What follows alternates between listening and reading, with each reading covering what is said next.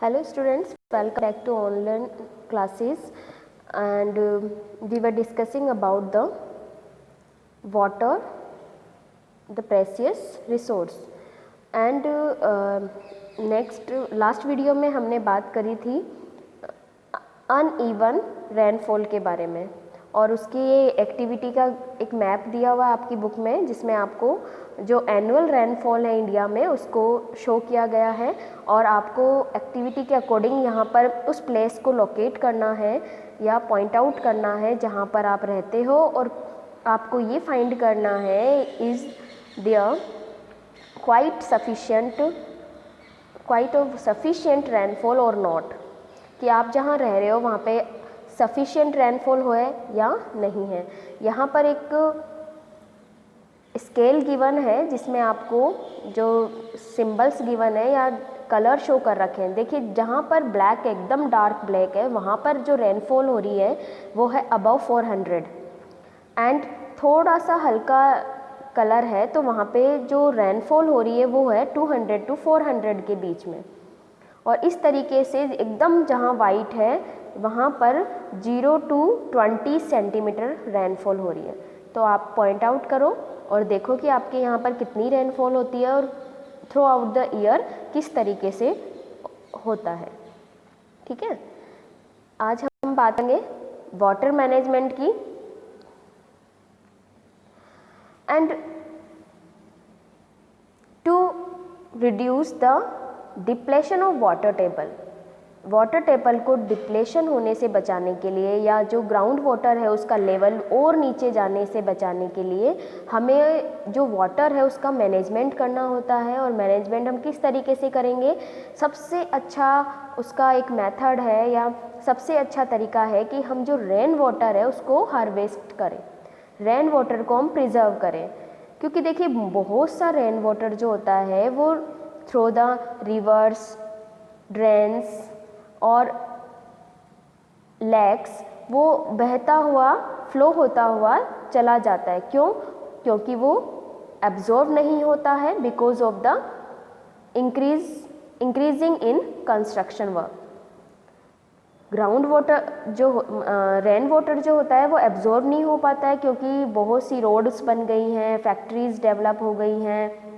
तो इस तरीके से जो ओपन एरिया है वो रिड्यूस हो गया है और रेन वाटर जो है वो एब्जॉर्ब नहीं हो पाता, जिससे मोस्ट ऑफ रेन वाटर जो है वो फ्लो होकर चला जाता है।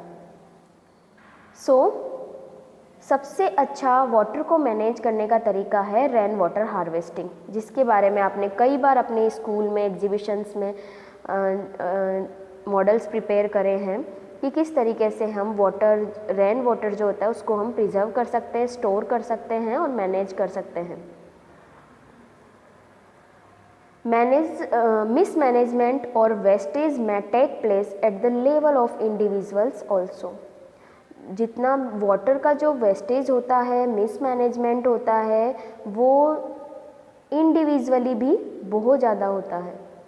ऑल ऑफ अस नोनली और unknowingly waste water while brushing teeth, shaving, bathing, washing and during many other activities. हम बहुत सा पानी जो है, वाटर जो है वो वेस्ट कर देते हैं ब्रश करते समय, नहाते समय, शेविंग करते समय। तो हमें इन सब चीज़ों का ध्यान रखना चाहिए। आप लोग बहुत अच्छे से जानते हो कि किस तरीके से हमें वाटर को प्रिजर्व करना है, प्रोटेक्ट करना है। Leaking taps is another source of huge water wastage. इसी तरीके से घरों में या घरों के बाहर आपने कई बार लीकिंग टैप्स देखी होंगी, मीन्स ऐसी टैप्स देखी होंगी जिनमें से वाटर लीक होता है। तो वो भी एक बहुत अच्छा दूसरा सोर्स है जिससे बहुत ज़्यादा वाटर वेस्ट होता है। We waste water as though we don't need water the next time. हम इस तरीके से वाटर को वेस्ट करते हैं जैसे कि हमें मतलब दूसरी समय उस पानी की ज़रूरत ही नहीं है। We have seen the most of water that we get as rainfall just flows away. हम देखते हैं कि अधिकतर पानी जो होता है, रेन वाटर जो होता है वो फ्लो हो जाता है। This is a waste of precious natural resource.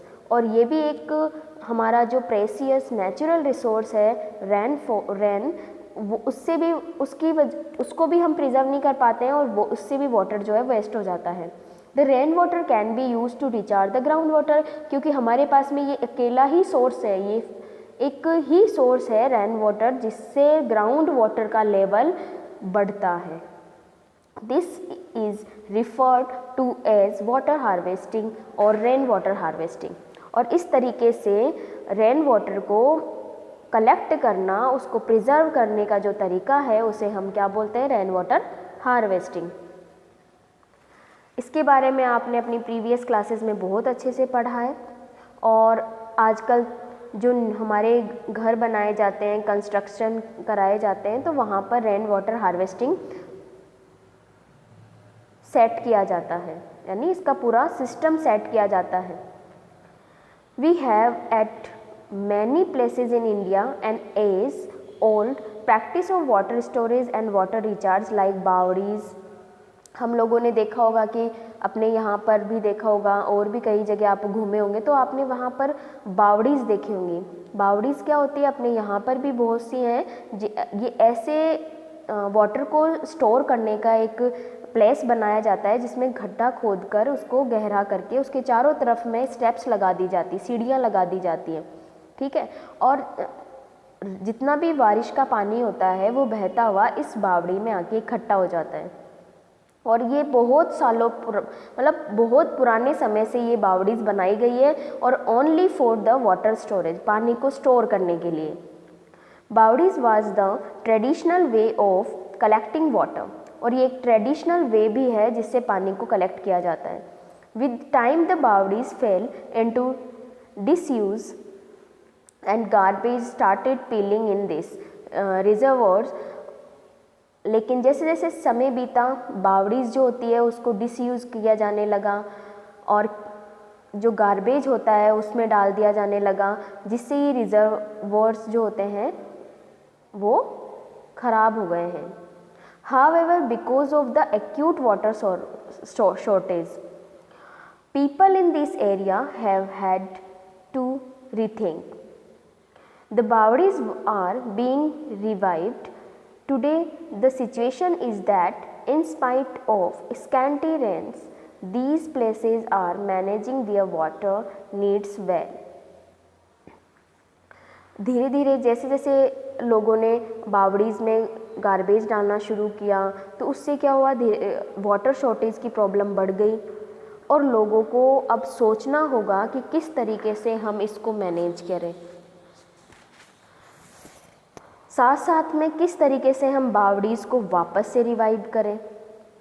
और अगर ऐसा नहीं करेंगे तो ये सिचुएशन ऐसी आ जाती है कि बहुत बहुत कम बारिश होती है, और उसके बाद भी हम वाटर को अगर मैनेज नहीं करते हैं तो हमारी जो वाटर की प्रॉब्लम है वो इसी तरीके से बढ़ती रहेगी।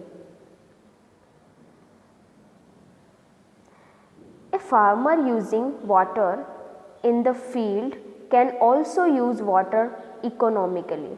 May be you have heard of drip irrigation. Drip irrigation is a technique of watering plants by making use of narrow tubings which deliver water directly at the base of the plant. Farmer भी पानी को बहुत ज़्यादा economically जो होता है बहुत high level पर यूज़ में लेता है। आपको पता है ये बड़े बड़े जो फार्म्स होते हैं, क्रॉप्स ग्रो कराई जाती है, तो वहाँ पर इरिगेशन किया जाता है, उनको प्लांट्स को जो है वो वाटर दिया जाता है। और इसके लिए वो क्या करते हैं? इरिगेशन के लिए करते हैं। और आजकल ड्रिप इरिगेशन यूज़ में लिया जाता है। ड्रिप इरिगेशन में क्या होता है कि पाइप्स जो होते हैं, छोटे छोटे पाइप्स जिनमें बहुत छोटे छोटे पोर्स होते हैं, और उनमें से एकदम ड्रॉप करके वाटर सीधे ही डिलीवर किया जाता है at the base of the plant के बेस में। बेस मीन्स डायरेक्टली रूट्स में। क्योंकि हम लोग अगर इरिगेशन जैसे हम नेचुरल इरिगेशन करते हैं, अब तक करते आए हैं, तो उससे क्या होता है, वाटर जो होता है वो मोस्ट ऑफ प्लांट्स के रूट्स तक ना पहुंचकर एवोपरेट हो जाता है। लेकिन ड्रिप इरिगेशन से क्योंकि पानी को डायरेक्टली प्लांट्स के रूट्स में ही पहुंचाया जाता है तो वो अच्छे से प्लांट यूज़ में ले पाता है, इवेपोरेशन कम हो पाता है। तो इस तरीके से फार्मर्स भी वाटर को रिज़र्व करने के लिए ड्रिप इरिगेशन को यूज़ में ले रहे हैं। नेक्स्ट हम बात करेंगे नेक्स्ट वीडियो में। Thank you.